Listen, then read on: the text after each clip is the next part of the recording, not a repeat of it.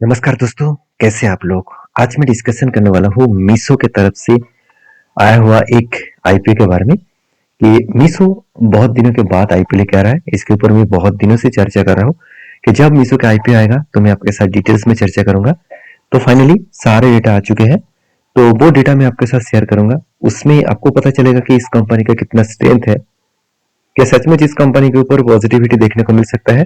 तो चलो एक एक करके सारे पॉइंट्स आपके साथ शेयर करूंगा, तो वीडियो को लास्ट तक देखिएगा। और अभी तक आपने चैनल को सब्सक्राइब नहीं किया तो जरूर कर लीजिएगा। तो मीशो आप सभी जानते हैं एक ऑनलाइन प्लेटफॉर्म है, एक ई कॉमर्स बिजनेस करने वाला कंपनी है, जहाँ पे सारे के सारे ई कॉमर्स प्लेटफॉर्म के ऊपर काम करने वाला प्रोडक्ट्स होते हैं।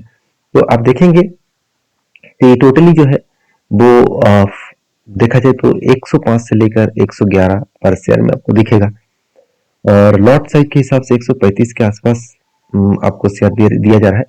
तो ये मतलब एक लॉट में आपको 135 शेयर दिया जा रहा है, और आपको इशू प्राइस रखा गया है 105 से लेकर 111।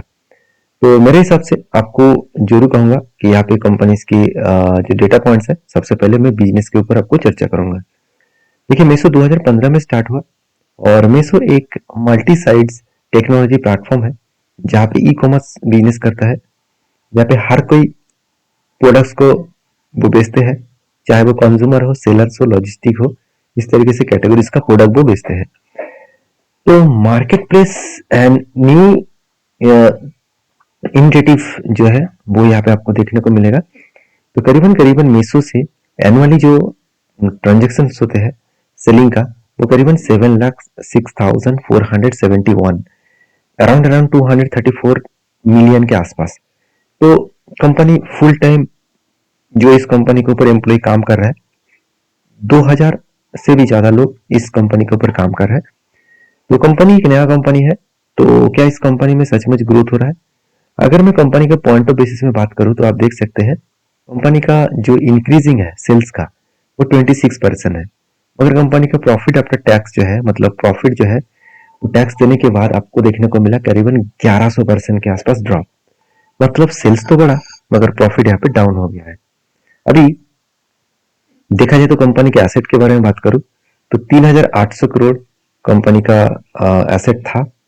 उसके बाद 4,100 करोड़ बने, उसके बाद 7,200 करोड़ बने। इसका मतलब जो एसेट है वो धीरे धीरे करके बढ़ता हुआ देखने को मिले। अब उसी तरीके से कंपनी का टोटल इनकम के बारे में बात करें तो 5,800 करोड़ से 7,800 करोड़ बने, और उसके बाद 9,900 करोड़ बने।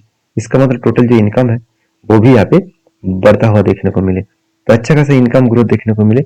अभी प्रॉफिट आफ्टर टैक्सेस के हिसाब से बात करूं तो कंपनी का 1,600 करोड़ लॉसेस में था, उसके बाद 300 करोड़ लॉस बने, अभी 3,900 करोड़ का लॉस बने। इसका मतलब कंपनी लगातार लॉस बढ़ते चले जा रहे हैं। तो बीच में लॉस कम हुआ था, इसके पीछे रीजन कौन सा है? देखिए, आपको लग रहा होगा कि कंपनी बिग लॉसेस में है, मगर मैं कहूंगा एक स्टार्टअप जो हाल ही में मार्केट में आया है और बिजनेस को अच्छी तरीके से ग्रोथ कर रहा है, जिसका सेल्स लगातार बढ़ते चले जा रहे हैं, वो जोमेटो जैसी कंपनी है। जैसे पहले उसको मार्केट करने के लिए ज्यादा एक्सपेंस करना पड़ता था, साथ ही साथ जो इसका डिलीवरी बॉयज है उसको ज्यादा पैसे देना पड़ता था, उसलिए कंपनी का प्रॉफिट मार्जिन कम होता देखने को मिला था। अभी कंपनी का प्रॉफिट मार्जिन धीरे धीरे करके बढ़ता हुआ देखने को मिले जोमेटो की तरफ से।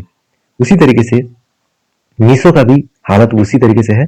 मीशो का भी अभी लॉस दिख रहा है आपको।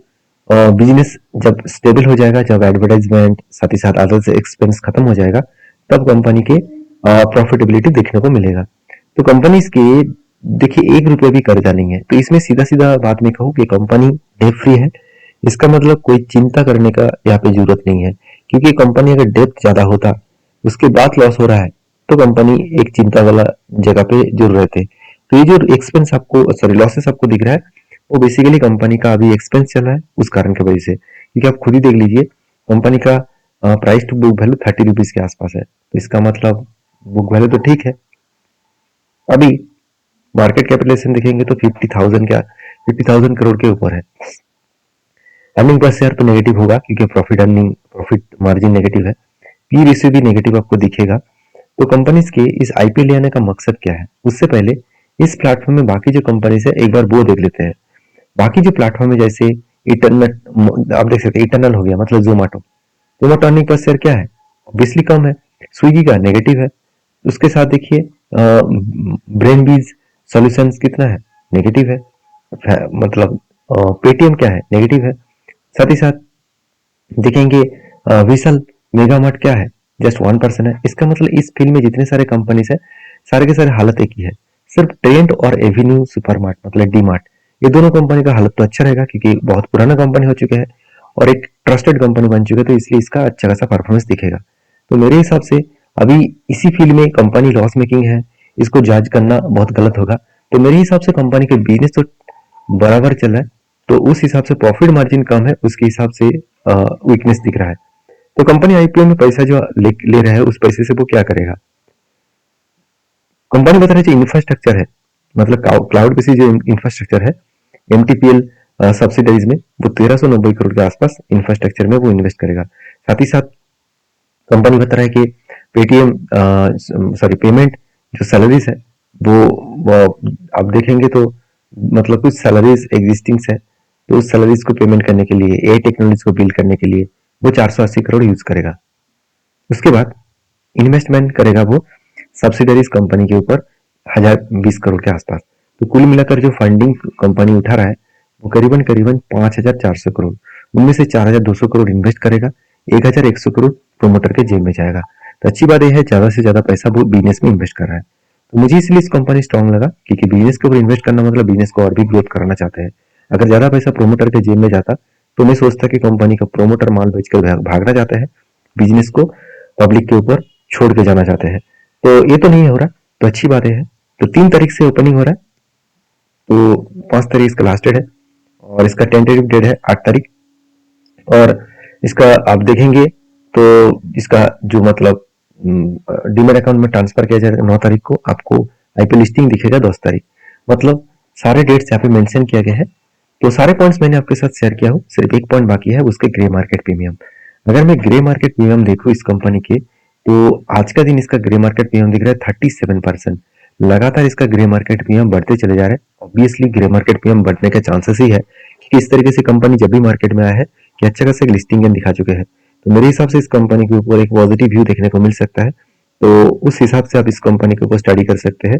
लेकिन मेरे कहने पे कुछ कंपनीज के ऊपर काम मत करना, क्योंकि मेरा काम था आपको सारी इन्फॉर्मेशन देना, उस इन्फॉर्मेशन को वेरीफाई करके काम करना आपका काम है। तो लास्ट डे में एक मैं वीडियो जरूर शेयर करूंगा, लास्ट डे मतलब 5 तारीख, क्योंकि इस कंपनी के ऊपर कितने लोग सब्सक्राइब किया है वो जानना बहुत जरूरी है। अगर बड़े प्लेयर सब्सक्राइब नहीं किया है तो कंपनी के ऊपर ग्रे मार्केट प्रीमियम अच्छा होने के बाद भी लिस्टिंग गेन खराब हो सकते हैं। तो बाकी आपकी क्या राय है जरूर कमेंट्स करना, मुझे कमेंट्स में यस लिखकर भेजिए अगर आप इस तरीके से आईपीओ पाना चाहते हैं। मिलते हैं नेक्स्ट वीडियो में, तब तक के लिए धन्यवाद।